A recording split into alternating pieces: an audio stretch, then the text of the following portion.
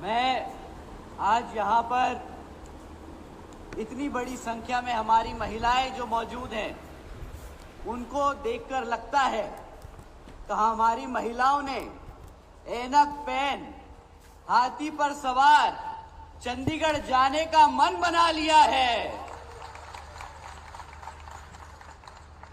मैं यहाँ पर मौजूद आज इतनी बड़ी संख्या में हमारी माताएं बहनें, हमारे बड़े बुजुर्ग और यहाँ आज इतनी बड़ी संख्या में हमारे युवा साथी, जिन्होंने अपने दिन में से इतना कीमती समय निकालकर हम सबको सुनने आए, आप सभी का तहे दिल से धन्यवाद करता हूं। और आज की इस विशाल कार्यकर्ता सम्मेलन को सफल बनाने के लिए जो हमारे बसपा और एनएलओ के सभी छोटे बड़े पदाधिकारी एवं नेतागण और हमारे महत्वपूर्ण हमारे मूवमेंट की जान, हमारे कार्यकर्ता जिन्होंने इतनी मेहनत कर इसको सफल बनाया, तो आप सभी को भी मैं तहे दिल से धन्यवाद करता हूं। साथियों, यहां हरियाणा में होने वाले विधानसभा आम चुनाव के संबंध में कुछ जरूरी बातें आप लोगों के बीच में रखने से पहले मैं अपने सभी संतों, गुरुओं, महापुरुषों को, जिसमें खासकर महात्मा ज्योतिबा फूले, छत्रपति शाहू जी महाराज, नारायण गुरु, पेरियार रामास्वामी जी, बाबा साहब डॉक्टर भीमराव अंबेडकर जी एवं मान्यवर साहब श्री काशी राम जी को नमन करता हूं। साथियों, मैं बहुजन समाज पार्टी की राष्ट्रीय अध्यक्ष व उत्तर प्रदेश की 4 बार मुख्यमंत्री व पूर्व सांसद आदरणीय बहन जी के नाम से लोकप्रिय बहन कुमारी मायावती जी को भी तहे दिल से आभार प्रकट करता हूं। साथियों, जिन्होंने अपनी पूरी जिंदगी बामसेफ, DS4 व बीएसपी के जन्मदाता एवं संस्थापक मान्यवर साहब श्री कांशीराम जी के बताए हुए रास्ते पर चलकर परम पूज्य बाबा साहब डॉक्टर भीमराव अंबेडकर जी के मानवतावादी एवं आत्मसम्मान व स्वाभिमान के मूवमेंट के कारवा को अपने आजीवन त्याग, तपस्या व कड़े संघर्ष के जरिए नई राजनीतिक ऊर्जा, शक्ति व पहचान दी है तथा उत्तर प्रदेश जैसे विशाल व महत्वपूर्ण राज्य में 4 बार बहुजन समाज पार्टी के नेतृत्व में सरकार बनाकर खासकर बहुजन समाज के लिए एक ऐसी मिसाल है जिससे प्रेरणा लेकर करोड़ों लोग यहाँ आज हरियाणा में भी सामाजिक परिवर्तन व आर्थिक तरक्की के मिशनरी कार्य से जुड़े हुए हैं। इतना ही नहीं, बल्कि मैं खुद भी उनके इस नेतृत्व से प्रभावित होकर बीएसपी मूवमेंट से जुड़ा हूं और उनके पद चिन्हों पर चलकर इस मिशनरी दायित्व, कर्तव्य व फर्ज को अपनी आखिरी सांस तक निभाने की पूरी कोशिश करता रहूंगा। साथियों, आज हमारे alliance partner Indian national Lok Dal के संस्थापक व पूर्व उप प्रधानमंत्री श्री चौधरी देवीलाल जी को भी तहे दिल से नमन करते हैं। साथ ही साथ एनएलओ के राष्ट्रीय अध्यक्ष व श्री ओम प्रकाश चौटाला जी और आज हम सब के बीच में मौजूद एनएलओ के राष्ट्रीय महासचिव और हमारे गठबंधन की ओर से हरियाणा प्रदेश के मुख्यमंत्री के उम्मीदवार श्री अभय सिंह चौटाला जी को तहे दिल से आभार व स्वागत प्रकट करते हैं। साथियों, इससे पहले मैं यहाँ विधानसभा आम चुनाव के मुद्दे आप लोगों के बीच में रखूं, मैं हाल ही में ऑनरेबल सुप्रीम कोर्ट के सब कास्ट कैटेगराइजेशन के जजमेंट के ऊपर आप लोगों से 2 मिनट बात करना चाहूंगा, जिसके संबंध में आदरणीय बहन कुमारी मायावती जी ने भी अभी कुछ ही दिन पहले प्रेस कॉन्फ्रेंस कर हम सबको उसके बारे में अवगत कराने का काम किया था।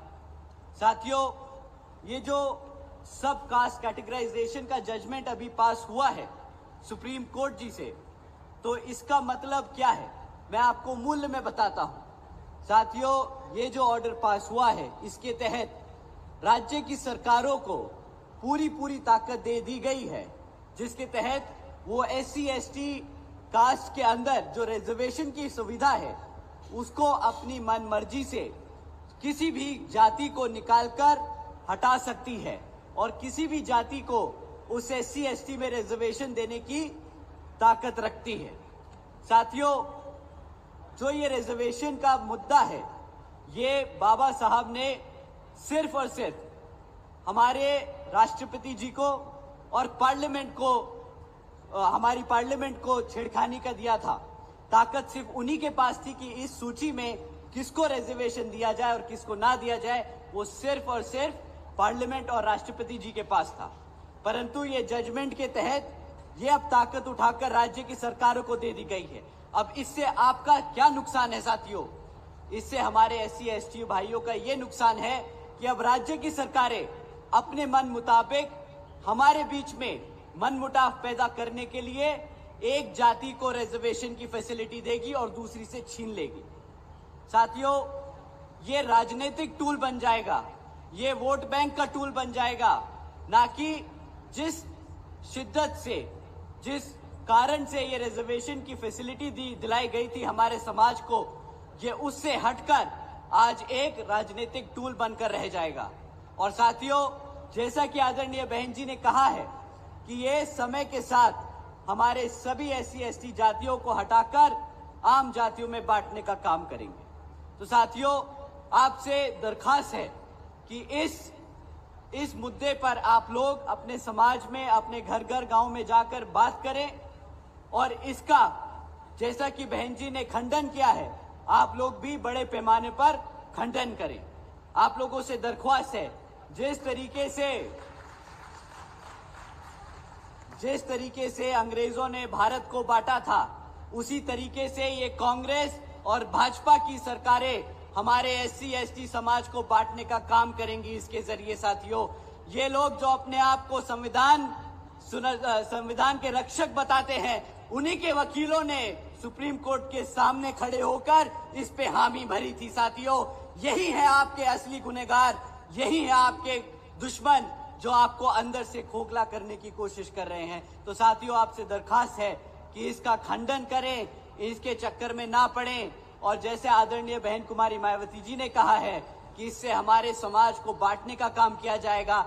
SC ST एक समाज है, कोई हजारों जातियां नहीं, हम सब एक हैं, तो रिजर्वेशन भी एक है हमारा।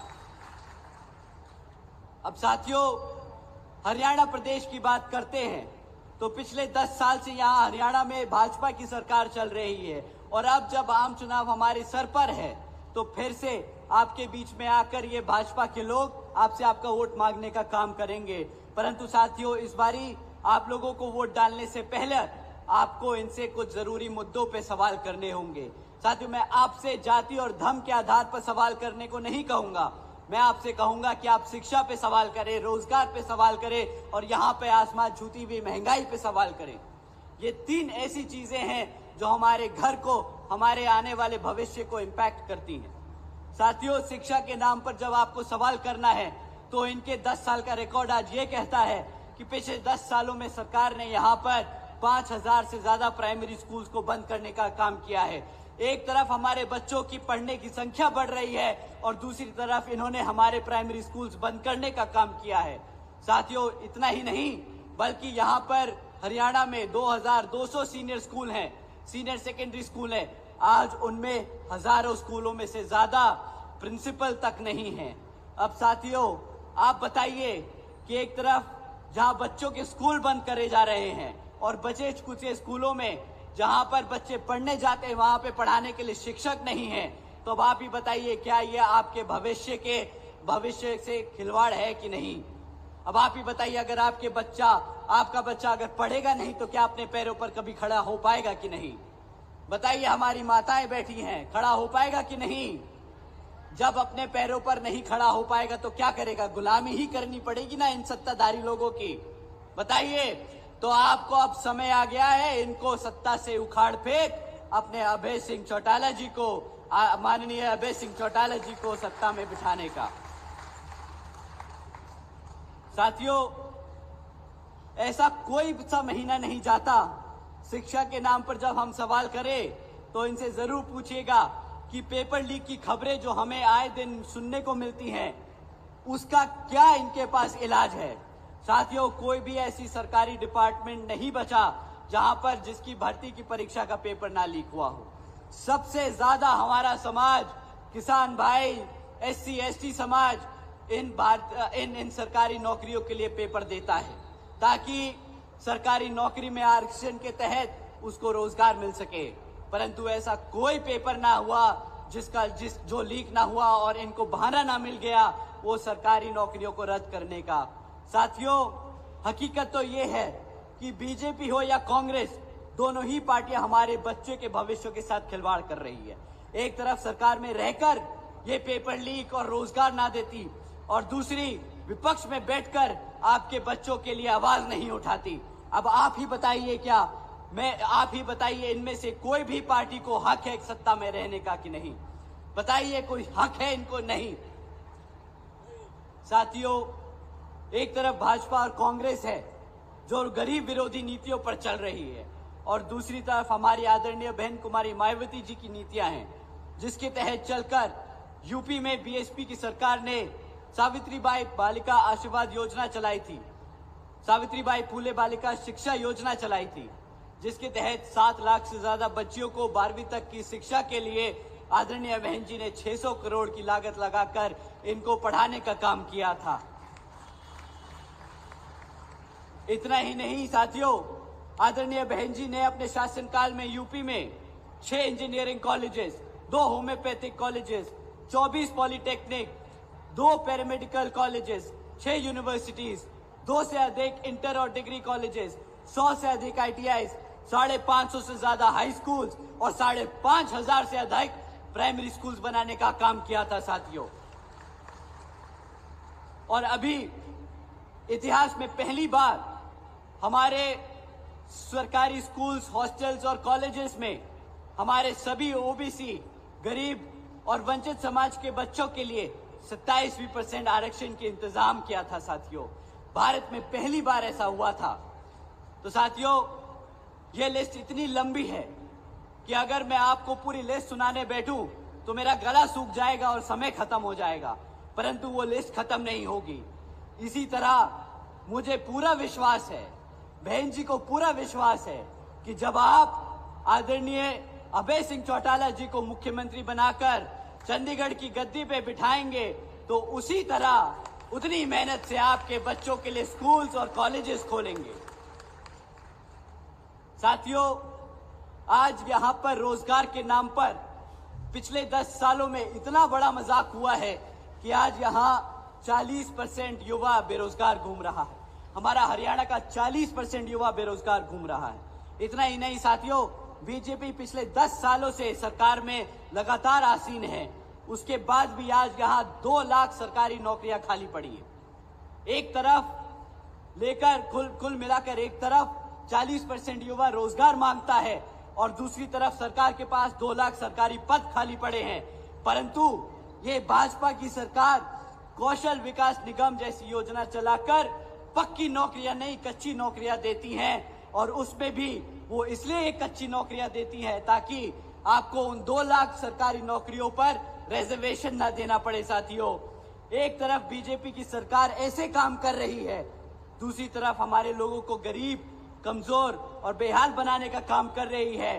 तो दूसरी तरफ कांग्रेस की सत्ता में बैठी कांग्रेस के सारे MLA विपक्ष में बैठकर बीजेपी को घेरने का काम नहीं कर रहे, उनसे सवाल नहीं उठा रहे, उनको काले झंडे नहीं दिखा रहे, वो उनके साथ मिले हुए आपके बच्चों को गरीब और आपको गुलाम बनाने का काम कर रहे हैं।